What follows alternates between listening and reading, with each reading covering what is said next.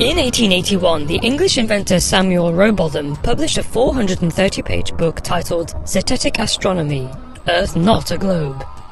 His writings led to the formation of the Flat Earth Society, a group which still exists today. The Flat Earth Society promotes discussion and debate on what it views as the global conspiracy that the Earth is a sphere.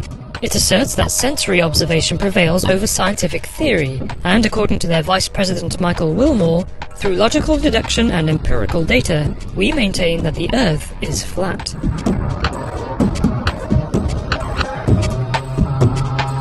Samuel Rowbotham claimed that the Bible and our own senses support the idea that the Earth is flat and immovable. Moreover, he argued this essential truth should not be set aside for a system based solely on human conjecture. So how do these conspiracy theorists believe our flat world works? Well, the leading flat Earth theory suggests the Earth is a disk with the Arctic Circle in the middle. The Antarctic is a 150 feet tall wall of ice surrounding the rim of the planet, which prevents the ocean from spilling over the edge.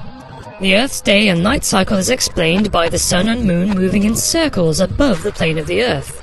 Like spotlights, these celestial spheres illuminate different portions of the planet in a 24-hour cycle. The Earth's gravity is also considered to be an illusion. Objects don't accelerate downwards, rather, the disk of Earth accelerates upwards, driven by dark energy. Flat Earthers also maintain that GPS devices are rigged to make pilots think they are flying in straight lines, when actually they are flying in circles.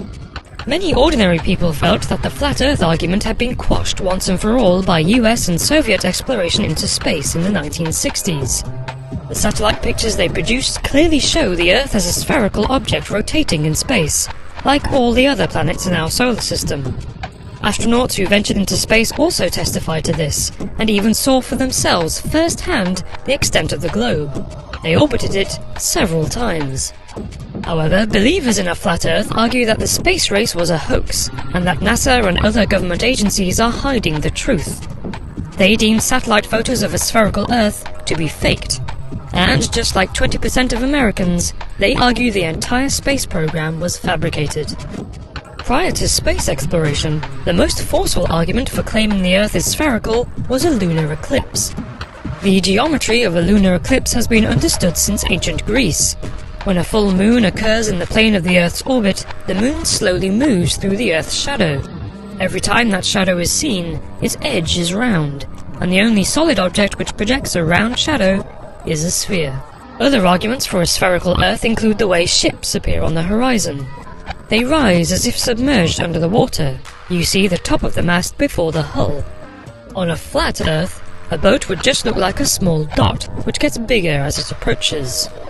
Then there is the fact you can see greater distances from higher up. This is only possible because of the Earth's curvature. Curvature also explains why the sun gets lower in the sky as you travel away from the tropics, and why the length of daylight varies more between summer and winter the further you are from the equator.